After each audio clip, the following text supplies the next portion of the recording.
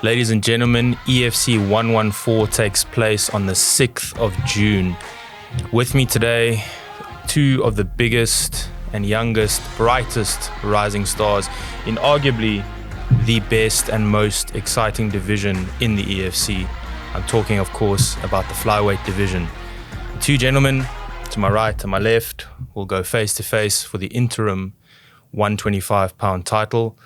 Gentlemen, welcome. Thank you so much for joining me. Thanks for having us. Pleasure. So, just being here and being across from one another, how does it feel to sit across from one another, knowing you're going to be fighting in just a few short weeks? It feels like when I have the fight of the year, to be honest. It feels good. I feel like I have a worthy opponent. To be honest, as you said, flyweight, best division in the EFC, to be honest. We have so many up-and-comers, and for us to be at the top of that division and to be facing each other is big. So I'm excited. And for you, Terence? Yep, it's about time, man. It's about time. Everyone has been calling for this fight, Tumelo versus Balelo. Let's make it happen. Now it is here. Perfect timing. Let's make it happen. Let's make history. No, most definitely. This is definitely my favorite division in the EFC, and you guys are my two favorite fighters in the 125-pound division. It's bittersweet because one of you, unfortunately, barring a draw, has to lose. But I think, stylistically, this fight is the most fun for the fans. And I think you guys are the two brightest stars in the division. It's a short notice fight, which is good, I guess, and bad. What do you guys make of how it turned out? Obviously, Zulu having to pull out, and now the short notice fight. I'll start with you, Terence. What changes have to be made, if any? And is it an advantage or a disadvantage that you have to take this fight like Tumelo on short notice? I wouldn't say it's a disadvantage because fighters fight, man. Fighters fight, and it's going to be a first fight. Straight up. Even with Zulu, him, doesn't matter. I was willing to step in there and fight June 6th and make history. And for you, Timmy, how's it feel having to take it on short notice? It feels good. I've always wanted to be an active fighter. So my goal is always minimum 3 fights a year. It's going to be my 3rd fight in June. So who knows, maybe even 2 more fights this year. So yeah, it's just another job, to be honest. It's just another job, another fighter. We go in there, we're willing to die in there. I'm sure he is, I know I am. And we do it. We make fireworks. Yeah. Is there anything, I know you're both saying now, so you don't have to train for a specific opponent, but I'm sure there's specific things that you've seen in each other's games that you maybe admire, or maybe things that you see as keys to victory in this fight. I'll start with you, Terence, maybe. What are you seeing as strong points for you in this fight, if any? I know it could be everything.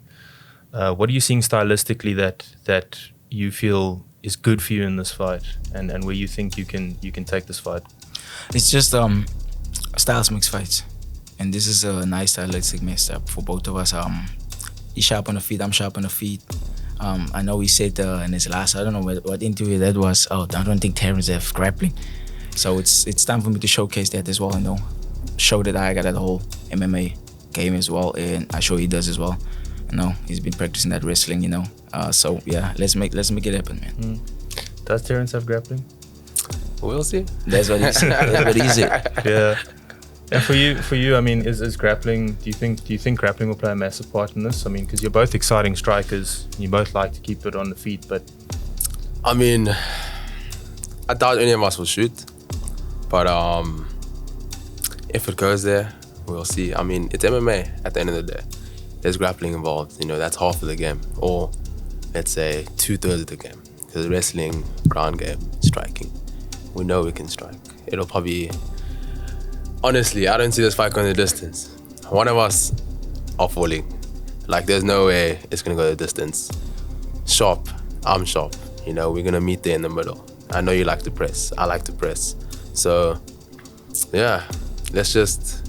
Man, you have no idea how excited I am for this fight. I feel like we're going to have lots of eyes on this fight, so it's time for me to prove myself. I feel like I've been really undermined a lot, so this is my moment.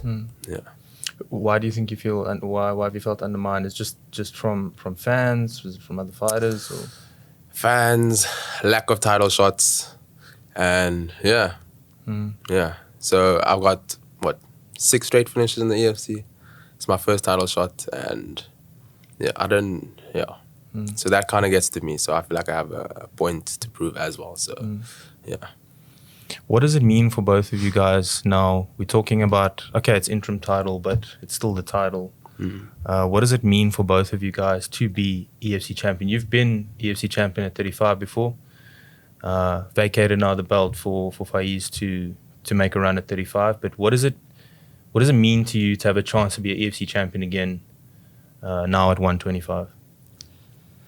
Like me winning the belt at 135, man, I thought it's gonna be like this massive thing where my life is gonna change. I'm gonna have all of this other stuff, but it showed me that it ain't all just about the belt. Like for me, my mindset taking this fight against him is not about the belt. No, the belt will be there. The belt will come. It's just about me getting a victory over this guy. That's probably the most dangerous guy in the division now, besides Zulu. So that's the only mindset I have now. Just going in there, stop this guy. The belt will come. You know what I'm saying? I will fight Zulu in October, but it is what it is. It's meaning first, and yeah. And for you, what does the belt mean to you? Oh, man. I don't know who I told. I think it was earlier this week or last week. Belts, they don't really... Okay, it's nice to have a belt. It's shiny. You can walk around with it. You know, people will want to take pictures or whatnot. But it's who you fight. It's who you fight at the end of the day. Are you winning the belt over someone that is, has 3 fights, 4 fights? And I'm busy finding people that are at the top of the division, and I don't have a belt. If the UFC had to come, who are they going to choose? You know what I mean? So it's nice to have a belt, but I always want to fight the best. You know, when I first came in the EFC, if you watch my post-fight interviews, I told them I'm not in a rush for the belt. I want to clear out the division. And that's what I want to do. I want to prove that I'm the best. The belt doesn't prove you the best. The belt just proves you had good timing or you fought the right person. I want to fight everyone at the top. Everyone at the top. Yeah. You guys both mentioned UFC. I mean, we've spoken about it a lot at length. Obviously, you just said you want to clear out the division, so have a couple of defenses, of course. But I think both of you are going to end up in the UFC one day. I think that's also what makes this fight so big, because you guys are both exciting prospects to make it into the UFC. Probably 2 of the most exciting prospects. I actually messaged Graham the other day and I said, you need to put a lot of attention on this 125-pound division, because it's the 2 of you. There's Zulu, there's Edson, there's Gift. I mean, there's a lot of 125-pounders that are exciting. You guys now at the top. What is the pathway for each of you? If you think, obviously things can happen in between, but what is the pathway and what's the quickest and best way to the UFC? Is it 2 belts? Is it defending the belt a lot of times? 1 belt? It's just winning fights? Quickest way to UFC. Stay active, exciting fights, fight good people. 3 easy steps. People overcomplicate it, double champ, whatnot. That's what it is, to be honest. And for you? Yeah, just fight the best guys. Go out there, take the risks every single time. Short notice, doesn't matter. Injured or not, go in there, fight the best guys in the division and test yourself. That's for me, that's how I'm going to get to the UFC. Testing myself against the best guys and putting myself in danger every single time. Yeah. Yeah. And do you guys, I know you're going to fight each other, obviously, and there's a lot of respect. You're not looking past each other at all. But there's a champion at 125 who happens to be the champion at 135, who a lot of people might feel, okay, he's got an injury, but feel that he's holding up 2 divisions. Have you guys got a message maybe about him, or you're just not thinking about Zulu at the moment? Zulu has a lot to deal with. I don't think he's resting easy, to be honest. Me or Terence, 125. Okay, if not both of us. Faiz 135, and the others are 135 as well. I honestly don't think, even though Faiz beat Sylvester, I don't see Zulu beating Sylvester. So my message to Zulu is enjoy the belts while you have them. Take as many pictures, look at the belt, kiss it. You won't have it for too long. The thing is with Zulu, bro, like I've DM'd Zulu so many times, and we started chatting like 2 weeks before this fight got announced. Told me like, nah, don't message me, chat with your girlfriend, all that stuff. He's gonna kick my skinny ass and all this. I was like, Zulu's just talk now, man. He's all talk, but at the end of the day, that fight has to happen. He can run, but he can't hide. That fight has to happen. He's gonna have to fight me, and that's it. That's all I'm gonna say. Like I said, the belts, whatever, I don't care about the belts. I wanna fight the best guys. I wanna test myself. I'm gonna test myself against Zulu. Mark my words. Both of you, in the last couple of fights, you both were undefeated prospects at one stage. Both of you have tasted defeat since you know, in the last little while. What did each of you learn from that defeat? Oh man, that defeat made me a different person, to be honest. It was a risky fight. I took 3 weeks' notice against Khabib's teammate, who was 9-2 at the time. I was 5-0, and split decision. So I was lining him up on the feet. I actually had him out at one point with the up kick. And then on the way down, I woke him up with a hammer fist, and then he just laid on top of me. So the only way he could beat me was to lay on top of me. And he's training with the best guys, more experience, has experience in the road to UFC, you know, and he didn't outclass me. You know, he just laid and prayed. So it was a defeat. You know, it comes with mental challenges, but I didn't get outclassed. So it kind of boosted my confidence as well. And one thing being undefeated, well, two things, all right, is that you always want to protect that zero. So there's always pressure of protecting that zero, all right? So now that pressure is gone. Now I just want to perform. I want blood. And second thing is, you never know how you're going to feel when you lose. So there's always that fear of saying, I don't know what I'm going to go through, you know, we put so much value on us winning, you know, that's what we are. Once you lose, you're like, oh, you know, who am I and all that. So I've gone through all of that, so I don't have a fear of that. So now I just want to go. Yeah. I just want to go. Came out stronger after that. Exactly. And for you? I say I've lost so many times in my life, bro. Like, to be honest with you, I'm not just saying it because I want to look good or feel good. I've lost so many times in life, bro. Like, I've made peace with it. You know, I've lost in the amateur scene, and getting that first loss in the EFC was just like, okay, it's a wake up call for me. Like, you've got up your game here. You know what I'm saying? You've been through it, and you know for a fact that this stuff can't define me. You know what I'm saying? Look how I rose up after that. It made me more hungry. My skill level improved.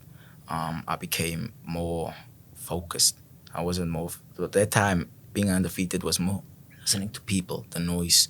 No, it's not more listening to the noise. It's more internal now for me, and I'm at peace, bro. To be honest, this last 7 months is made me a different person. Like I said, I'm at peace. I'm chilled, calm, and I just want to go out there and perform and inspire with my performances, bro. And because there's people going out there, you know, dealing with some tough shit. I'm saying we gotta show them that doesn't matter if you lose in a cage or win, that you can still make it no matter what. And yeah. You mentioned the 7 months. It's not really a layoff because I mean you've been training, but will that play a factor, or is it a good factor or a bad factor that you've had 7 months now for this fight? I wouldn't say, man. I've wanted to stay active even after October. I told Graham, listen, get me in there December. That's me. That's always been me. Stay active, get the fights going, because I want to get myself out there, man. It's tough to get ourselves out there, you know, especially as fighters, you know. And this, like I said, the last 7 months has been good for me. Now getting humbled, you know, so showing that I wasn't ready to be that superstar that I'm gonna be, that I'm gonna blow up and be. Like, the more famous you get, bro, the more responsibility you have in a sense. So, yeah, man, it's been good for me. It's just I've been training, I've been getting better. You know, skill, improving my skill sets all over game. My wrestling, my jiu-jitsu. So the reason I was so keen on getting that Zulu fight, I just want to show people, like, listen, you guys say Zulu's a good wrestler. Like, I want to go out there and show him that I'm a good wrestler as well. I can compete. And now I got Tumelo here, you know what I'm saying? He's got a good grappling game. So let's go. You know, I gotta test myself against these guys. What is the perfect scenario for each of you guys in this fight? I mean, if you think about it, you visualize it, you know, is it just, do you look past the fact that you want to just have an exciting fight, you know, obviously without giving too much detail away, but what is, and barring obviously the obvious of a quick knockout or something like that where you're unscathed, but I mean, how do each of you guys see this fight going, and what's like a perfect scenario for you? Robbie Lawler, Rory McDonald. Yeah. That's all I have to say. We won't say no to that. And for you, Terence? Oh, a war. It's gonna be a war. And like I said, I'm willing to leave a piece of myself in that cage, June 6th. And yeah, man, it's time people get to see me blooded up a little bit. Time people get to see me dig deep, you know, go back to that dark place and showcase that I can survive there. I can swim in the deep waters, and I can take the fight to this guy, you know. Whether I'm cut up, whether I broke my hand, whatever, I'm gonna go forward. I'm gonna keep on going, and I'm gonna fight. You know, they gotta pay us 50 G's after that one. Bonus, straight up. Fight of the year, let's go. Definitely think it's got the potential to do that, man. You know. Yeah. I mean, you're sitting face to face, and you guys had a chance to obviously meet. And is there anything you want to say to one another, just, you know, before the fight? We've got a couple of weeks left. Is there anything you guys want to say to one another before you get there? I respect you for taking this fight. To be honest, we're gonna be doing some crazy things to each other in there, but I respect you for taking this fight. You know, let's test each other. I feel like win or lose, we're gonna make each other better. We're gonna learn from each other. But let's just do it, my man. Let's create fireworks. Let's leave that cage bloody. Let's test ourselves, make each other better. And yeah, there's no better opponent. There's no better opponent for the both of us. So I'm excited, man. I'm even starting to tear up. Yeah. I'm excited. Yeah, I'm not good with messages, but all I can say is that let's go out there, let's perform, let's put up a great show, let's punch each other for 25 minutes non-stop and see who's gonna fall first. And test each other's odds, and let's keep that same energy. That's all. Keep that same energy. With the cameras around or not around us, keep that same energy. Drop this all build up, yeah. Let's do it.